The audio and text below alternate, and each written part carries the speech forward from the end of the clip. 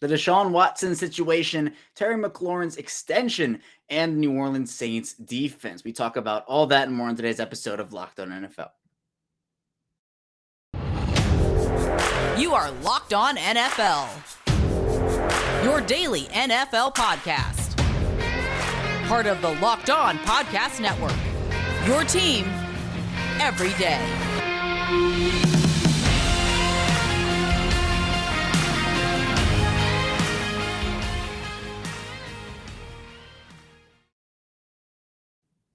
Welcome into another episode of the Locked On NFL podcast, part of the Locked On Podcast Network, your team every day. It's Monday, so that means you have me, Kevin Ostreicher, the host of Locked On Ravens, and thank you for making Locked On NFL your first listen of the day. We're free and available on all platforms, including on YouTube. And today's episode of Locked On NFL is brought to you by BetOnline. BetOnline, as we covered this season with more props, odds, and lies than ever before. BetOnline, where the game starts. And we're back here, another jam-packed episode of Locked On NFL here on Monday. We're going to be talking about the happenings throughout the entire league with experts from our network. In the first segment, we'll be talking with Jeff Lloyd of Locked On Browns about the Deshaun Watson situation. No suspension handed down yet as of this recording. We'll be talking with him about what that means and when the suspension potentially could be handed down and what it could be. In the second segment, we'll talk with Chris Russell of Locked On Commanders about the Terry McLaurin extension and what that means for the Washington Commanders.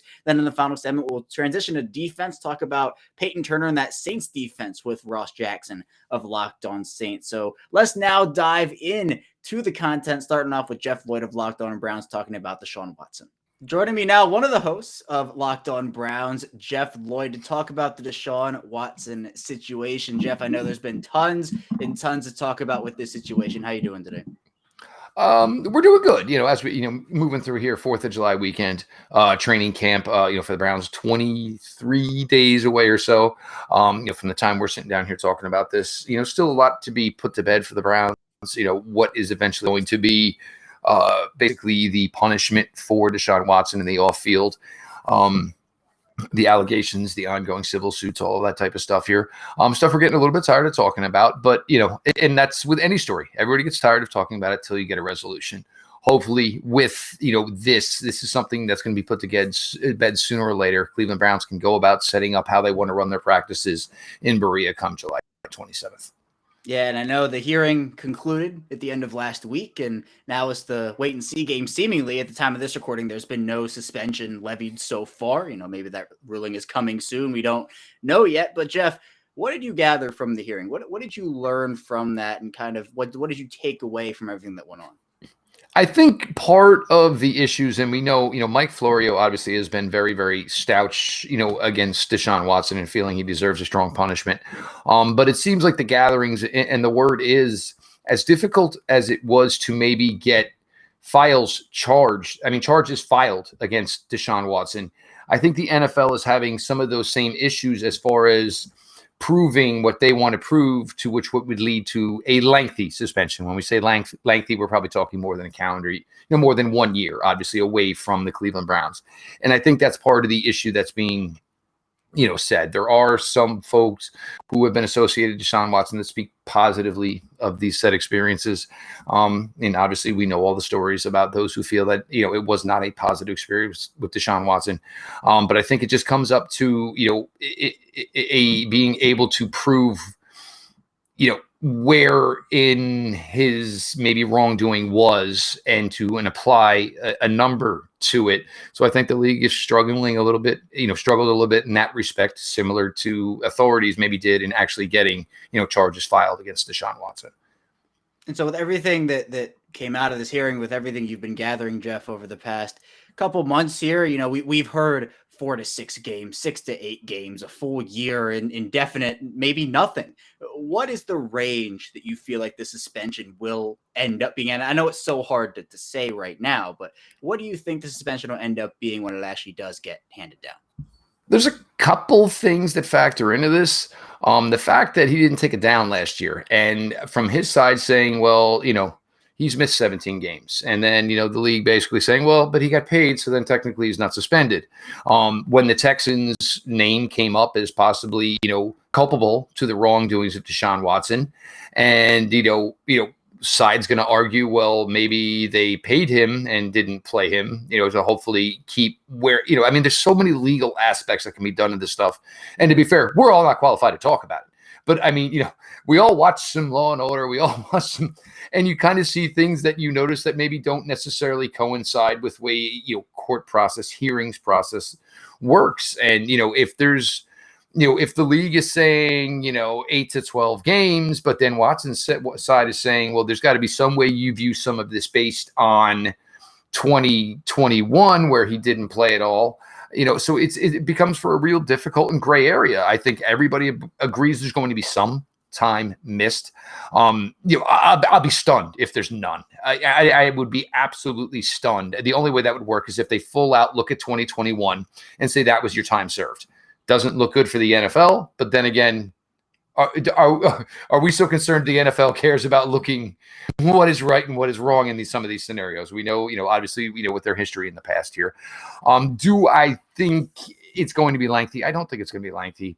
I would say half a season is kind of where I've been on this. I think the fact that he satisfied most of these civil complaints against him certainly helps. And I think if anybody, if you're feeling and kind of reading maybe the way this was going is if you would like that number to be lower, can we make most of this go away? Which Watson and his camp did. This was, Watson, to his credit, said he was going to fight everything till the very end. He certainly is not going to be the first affluent person to write a check to essentially make some sort of problem go away. It's certainly happened in many walks of life, many societies of life. I would say 6 to 8. And I really feel that maybe this is something that's been known for months now since he first, avoided being, having charges filed against him. And once the lawsuits and the trade started to come up, I'm sure the Browns were reaching out to the NFL. Is there any idea if we make this acquisition, what we're possibly looking at? And, maybe a 6 to 8 was something that was maybe ultimately always on the table. It's a bargaining chip, half a season. If the NFL's trying to get a season, obviously Watson's camp and the NFL Players Association try to get as light as we can. You feel like 6 to 8 might be your median number there. Yes. Yeah. So let's assume it is 6 to 8. What is your confidence level in the options they have behind Deshaun Watson to kind of keep the ship afloat in that situation? So you're looking at Jacoby Brissett, Josh Dobbs. There's been rumblings of them maybe going out there and looking at a Jimmy Garoppolo type player. And it doesn't look like it's going to be Baker Mayfield. That's been pretty clear. What do you think about the backup options behind Deshaun Watson if he is missing these, assuming 6 to 8 games here? Talk about, waking up and, with your hair purple or on fire, that would be the ultimate Baker Mayfield scenario. That's honestly just bringing so much talk to the Browns right now, as is Deshaun Watson's situation as well. The Browns need to just, get both of these, put to bed, have the decision be given on Deshaun Watson and move on for Baker Mayfield. Everybody involved just needs to go their separate ways on that one. Jacoby Brissett, the first 4 games are very winnable games. You're talking about the Panthers. You're talking about the Jets. The Steelers are in there in the first 4 games for the Browns are very winnable, even if it is Jacoby Brissett. Could be as long as the Browns defense is able to do what the people feel the Browns defense is going to do this year, almost all of that defense back. And nobody is getting anywhere close to but a prime age on that defense. Added a little bit back with Jadeveon Clowney, and of course you go and you draft 2 more rookie pass rushers. If that defensive running game are able to what they do, the Browns should be able to be good through those first 4. Chargers, Patriots after that. Lost a game last year to the Chargers in a shootout. Game they probably should have come out on the right side of. They went to New England, just got absolutely beat down. The Bengals would fall within those first 8 games, but Joe Burrow, to this point in his NFL career, has always had a difficult time with the Browns, has not beat the Cleveland Browns yet. So, would it be a big surprise if Jacoby Brissett could play similar to Baker Mayfield in 2021, which everybody thought Baker was terrible, and maybe pull out a win against the Bengals in Cleveland? Certainly possible. The biggest issue for me, though, is, and I think not enough people are talking about it, is the understanding of, if it's 6 games for Deshaun Watson, is it 8 games for Deshaun Watson? The Browns are 1 snap away from Josh Dobbs being their quarterback. I don't believe for an absolute second that is something they are ready to do. Josh Dobbs has played very limited to this point in his career. The Browns feel they can be competitive with Jacoby Brissett and another quarterback. I think they really feel they can be ultimate, possibly division winners with Deshaun Watson at the quarterback position. But, you are if you find out at 6 to 8 games, you are one snap away from Josh Dobbs being your quarterback. I don't feel that's going to be the thing. There's guys like Garrett Gilbert. Would you maybe call the Saints and say, hey, Andy Dalton, is he interested in competing? And, maybe Dalton beats him out and he plays those 8 games. But you have to have a viable option. I don't think they want to punt on 2022 anyway, depending upon the Deshaun Watson situation. So there's got to be a viable option / competition to Jacoby Brissett. And one of the reasons the Browns need this answer on the availability of Deshaun Watson, and need it pretty quickly. Yeah, maybe something happens this week. Maybe it happens next week. But training camp, it is quickly approaching, so it seems like maybe before then we'll get some type of decision. Certainly a ton to unpack with the situation. Jeff, I appreciate you joining me here. Oh, anytime, Kevin. Obviously, we'll be talking a couple times this season here. 2 teams had much higher aspirations for 2021. You with your Ravens, obviously here at the coverage on Cleveland Browns, hopefully rebounding and take that step up here in 2022.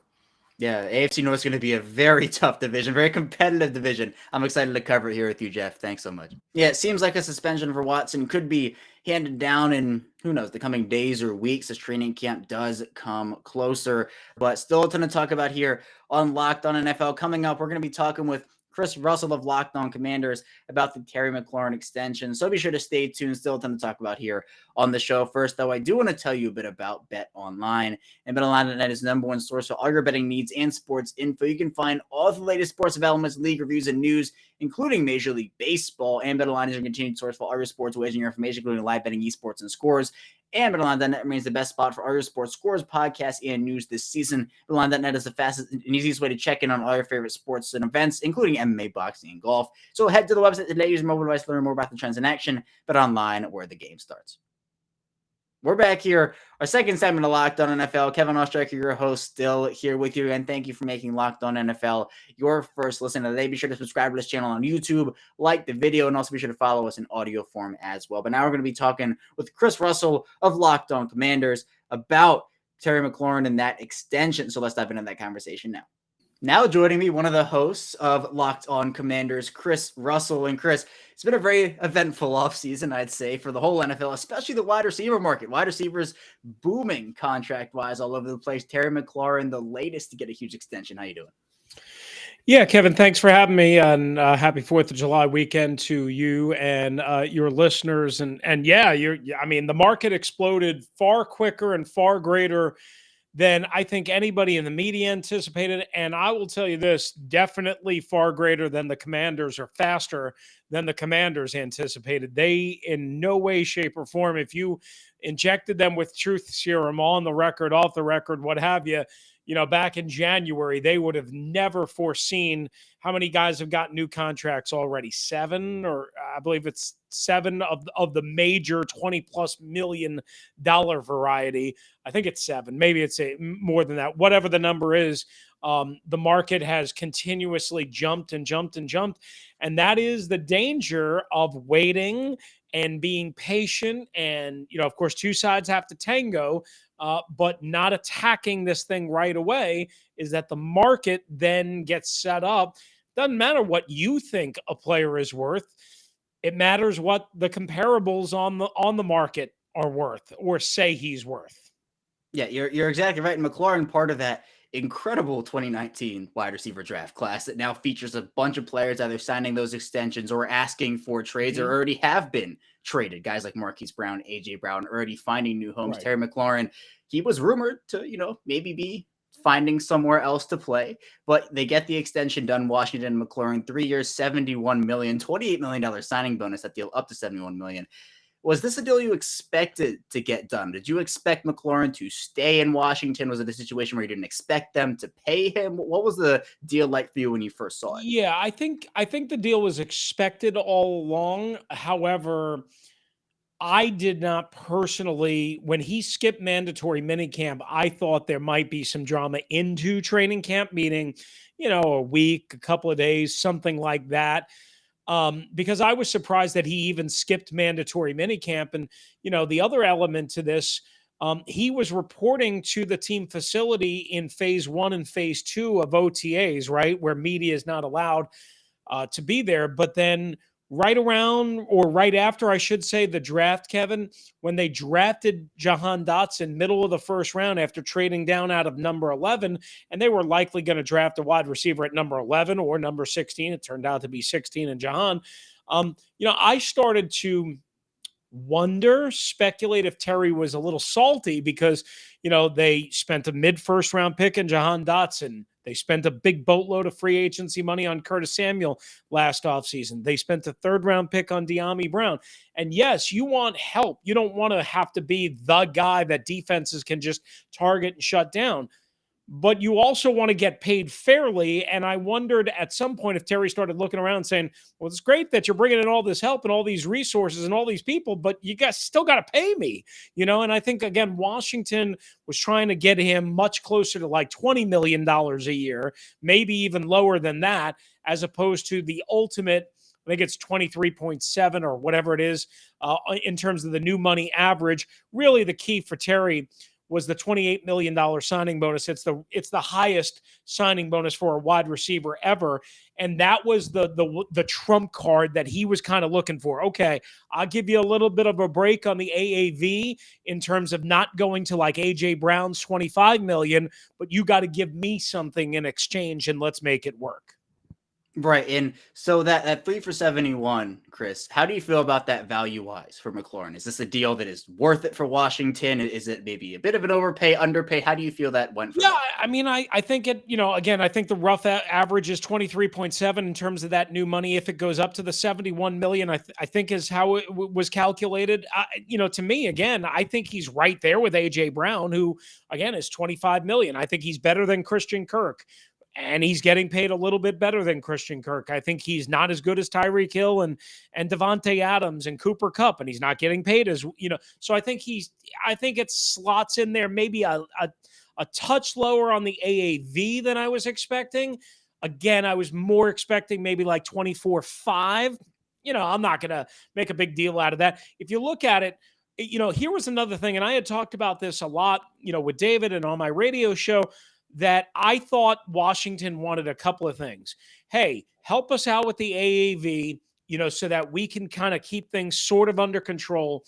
And also, we must have that final year of your rookie contract included in this. So it's in this case, it was 3 new years, but it's a 4-year deal. Or if it was a 4 new year, it would be a 5-year deal type thing.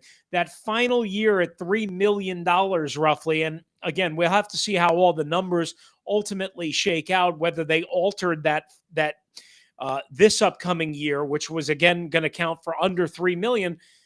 I thought that was important for Washington to hold on to, because you don't want to give up that 1 year of a quote unquote discount. Remember, Terry's not a first round pick. He's a third round pick. So he wasn't making a whole lot of money. So that again was part of this negotiation.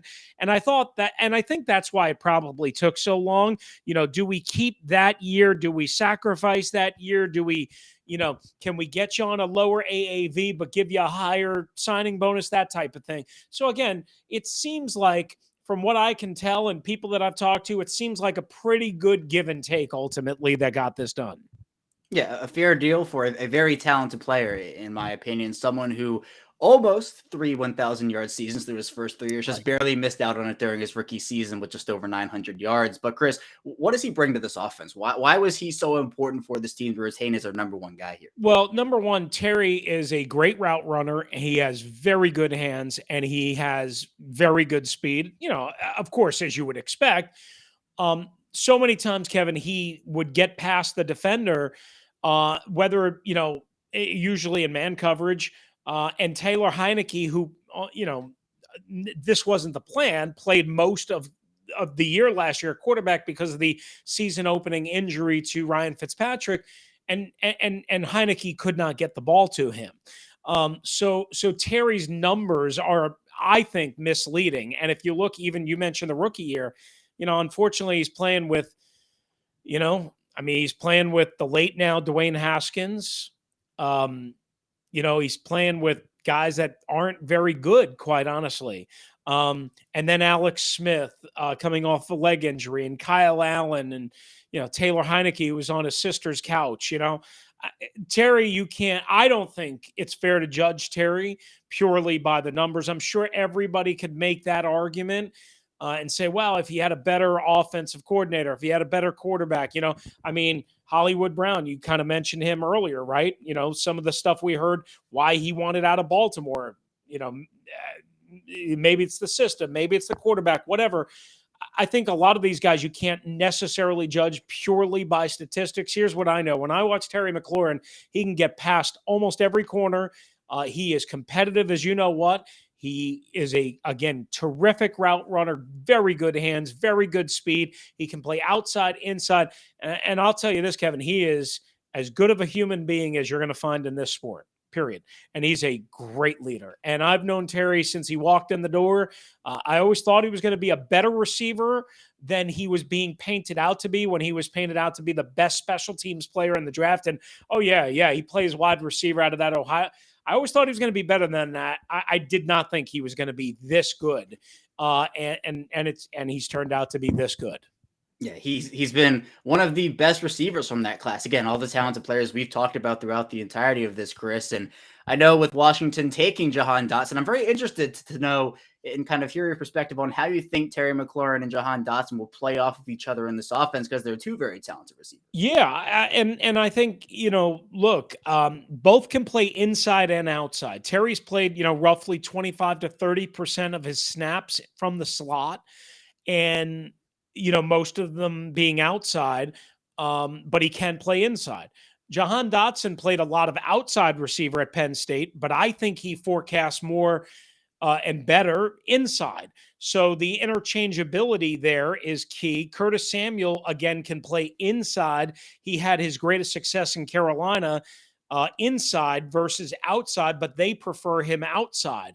So I think you can mix and match. And then don't forget about De'Ami Brown, a former, a third-round pick last year from North Carolina, who has vertical speed as well. So I really think the Commanders, if, and it's a lot of ifs, everybody can stay healthy. And Samuel was not healthy at all last year.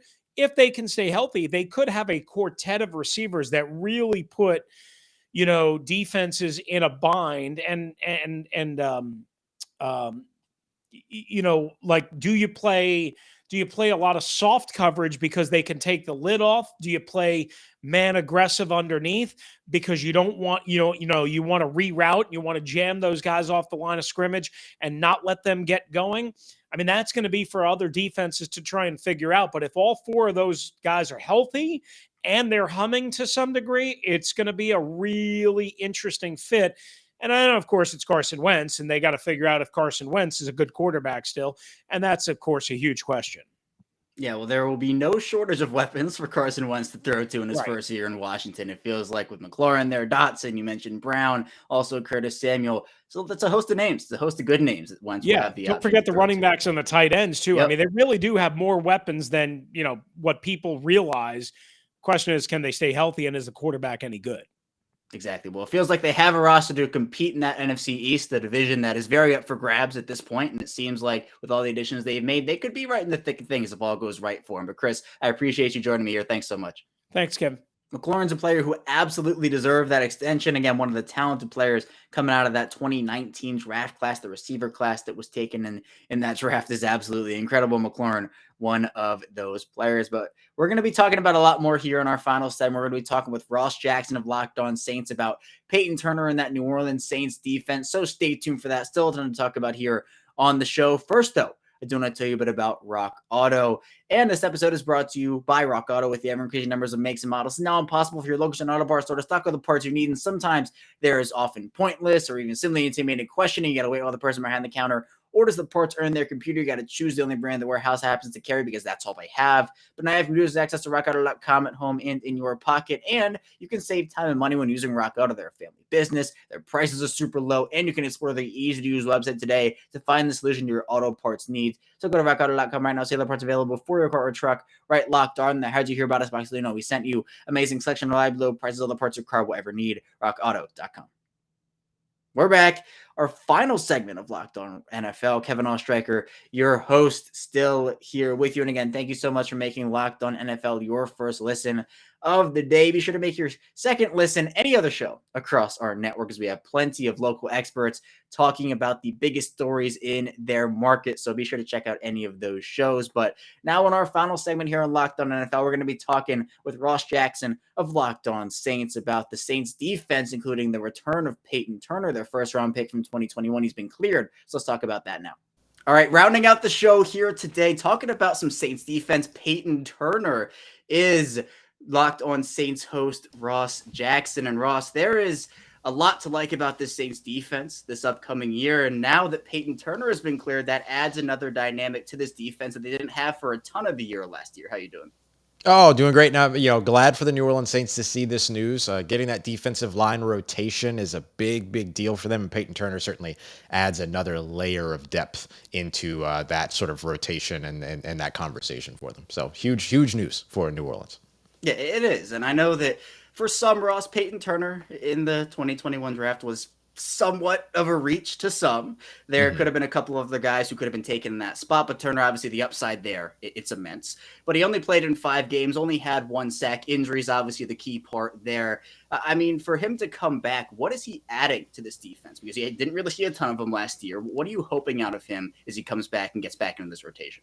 Yeah, you're right. We had a small sample size in terms of what we were able to see from him last year. 111 pass rushing snaps, according to Pro Football Focus, but a total of 10 pressures, which included a sack and a couple of quarterback hits as well. And while 10 pressures doesn't sound very, significant in a 17-game season, considering the fact that it's a 9% pressure rate on just 111 pass rushing snaps, that's really solid production, including actually multiple pressures, multiple run stops as well. I think it was credited with 6 run stops by Pro Football Focus in that 1 week 2 game against the Carolina Panthers. So he brings you somebody that's very disruptive, somebody that can, that has the length, that has the size, has all the measurables, fits the prototype of what it is New Orleans Saints like. They don't like speed rushers there. They've invested in a couple. They brought in Noah Spence a couple of years ago. They drafted Zach Bond.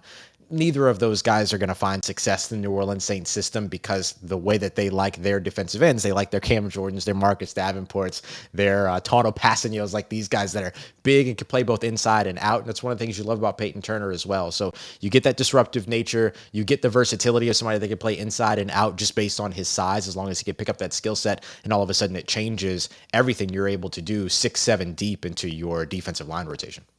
Yeah, and it's huge, especially for the rotation, for getting guys off the field so they're not playing 95, 100% of snaps. You can have guys fresh, late into the fourth quarter, whereas offensive linemen, they're usually out there for 100% of those snaps. Right. So defensive linemen, if you can take that, that's huge. But Ross, with Turner, what are you looking for out of him in terms of the maybe just production levels and the skill set that he has? Because there were some strengths that he showed. You mentioned the pressure rate, but also what are you looking on for his improvements in his second season?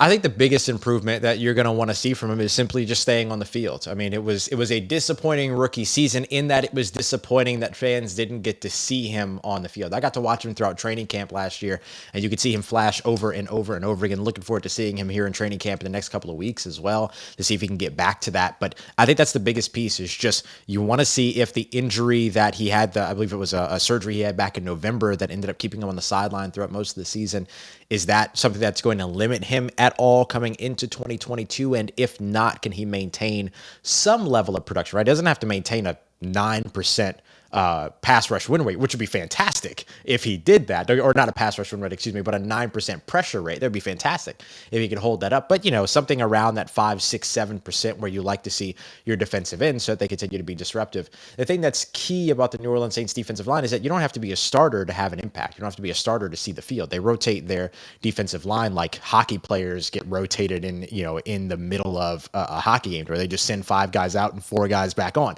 Like they will continuously rotate these guys a bunch. So I think it's really just seeing if he can stay healthy and making sure that he can maintain some level of production despite the injury as a part of his recovery. Yeah, and you talk about the defensive line rotation, and I think it helps not only just the first line of defense there, but you talk about the inside linebackers and that second level, the defensive backs, and the third level of defense. It really goes for all three levels. So with Turner's return, with guys like Davenport, Cam Jordan in there, I mean, how exciting is that for you to kind of imagine that defensive line rotation with that success, factoring in what they already have at the second and third levels? Yeah, I think it's great. I mean, let's talk about Demario Davis for a second. Demario Davis, 110 tackle or 100 plus tackles in each of the last 4 seasons. 10 or more tackles for a loss in each of the last 4 seasons, and 3 or more sacks in each of the last 4 seasons. The only NFL player to do that multiple times besides him was Roquan Smith, who did it twice in a row. And so you look at where Demario Davis is able to be that guy that comes in as a pursuit player from the second level who is fearsome when it comes to that level of the game, whether it's in the pass rush or if he's just closing in and getting disruptive in the backfield in the run game. Payton Turner helps you do that. Payton Turner, with his length, with his strength, with his body, he's a guy that could take up multiple blockers. He can take up a lot of space. He can attract the attention of multiple, of several players in protection to help open up lanes elsewhere. So I think that those are the other things that you end up benefiting from. And Pete Werner, who, a former Ohio State Buckeye, he ended up being, a really great asset for the Saints last year in his rotation of play. He's expected to step into a starting role here in 2022 next to Demario Davis. He's a fantastic pursuit player, showed that a ton with the Buckeyes, showed that a bit in the Monday night game against the Miami Dolphins when literally every New Orleans Saints player was out in that game, and Pete Werner was the only last man standing in that one. And then you consider a guy like Tyrann Mathieu, who just got added, who's a great blitzer from that third level, sometimes can come up to the second or come up to the defensive line, and CJ Gardner-Johnson, who Dennis Allen loves to send on all-out blitzes on third downs to take that risk and get some pressure on the quarterback. Payton Turner, being a big body and being somebody that has the agility and that has sort of the athleticism that he does, along with Marcus Davenport, along with Cam Jordan, you get those three guys out on the field together in what the Saints call a NASCAR package, and then you look at pressure from all these other different areas, puts the Saints in a situation to have a lot of really interesting and sort of exotic pressure situations that they can create for themselves. Yeah, and speaking of that, what's the versatility like on this defense now? Obviously, adding Turner back, you now have Tyrann Mathieu, who is one of the more versatile players in this league. I mean, it goes beyond, again, the defensive front. This is an all three level thing in terms of the versatility. Yeah, I mean, versatility is in multiplicity. Those are key words when you talk about the New Orleans Saints defense. And, they added Marcus May this past offseason as well to help replace Marcus Williams, who, of course, went to the Baltimore Ravens. He's somebody that has a lot of experience as a deep safety player since 2017. He's the guy that was responsible for, going into this offseason, the most forced incompletion, the highest forced incompletion percentage outside of Marcus Williams, who's number 2 on that list. And so you replace him with somebody that has really great deep safety ball skill type player, but then has spent the last 2 seasons in Robert Saleh's defense where he was asked to play in the box quite a bit. So he also has that versatility now. You look at CJ Gardner-Johnson, all the places that he can play. PJ Williams, all the places that he can play. Bradley Roby, who can play inside and out. Alante Taylor, who they just added, who can play, inside. He can play out. He can play up on, play as a deep safety as well. So just a ton of versatility, specifically in the secondary, but you see it in the second level because the Saints tend to just use nickel packages, dime packages a lot. It's only 2 linebackers at most usually out on the field. Those guys know how to play each other's position. And then, of course, all the different exotic things that they do over in the defensive line, as we've already addressed. This entire defense becomes one that gets predicated now, its success, on disguise, which is something that Dennis Allen has been really, really good at since probably 2017, once the staff started, the personnel, player staff started looking the way that he needed it to. Yeah, and the interesting part about these top level defenses that as a whole their strengths, but it does depend whether, is the biggest strength in the secondary, is it in the defensive line, is it at the second level? Ross, do you feel like this defensive line group is one of the strengths of this defense, is it one of the weaknesses, or is this just a balanced defense where there's not really a clear-cut strength or weakness? I think the secondary is probably the strongest part. We'll have to see what it looks like on the field, but it seems to be the strongest unit on paper. My concern with the defensive line is still on the interior. It's great to have Cam Jordan, great to have Marcus Davenport, Payton Turner coming back. Those guys over on the edge are great, but you look at David Onyemata in the middle, and then who's lining up next to him. I mean, you're looking at maybe a multi-year guy as an undrafted free agent in Shai Tuttle, maybe another undrafted free agent in Malcolm Brown. At best, you're you're looking at a couple of free agents like Jaleel Johnson, Kentavious Street, or a 6th-round draft pick from this year as a rookie in Justin Jackson out of the Air Force Academy. So who's going to be the person next to David Onyemata is my biggest question mark when it comes to the Saints defense. Almost the biggest question mark if it wasn't for Alvin Kamara's impending potential suspension. That would be the biggest question for me, would be the defensive interior. So I actually think defensive line is still maybe the place where I have the largest question mark, but it doesn't mean that by any means it's weak. We just don't yet know exactly what that full, let's just say, 4 down lineman set looks like, because we don't know who that other guy in the middle is just yet. So that'll be really interesting to watch over the course of camp. Yeah, it will be. And Turner's addition or re-addition into that defensive line unit is one that'll be big for the Saints. They position themselves well to be a top 10, maybe even a top 5 unit. It's all on paper right now, but also I'm excited to see what it all looks like when they actually get all out onto the field. Thanks so much for joining me here. Hey, the very same, and no problem. Absolute pleasure to be here with you, buddy.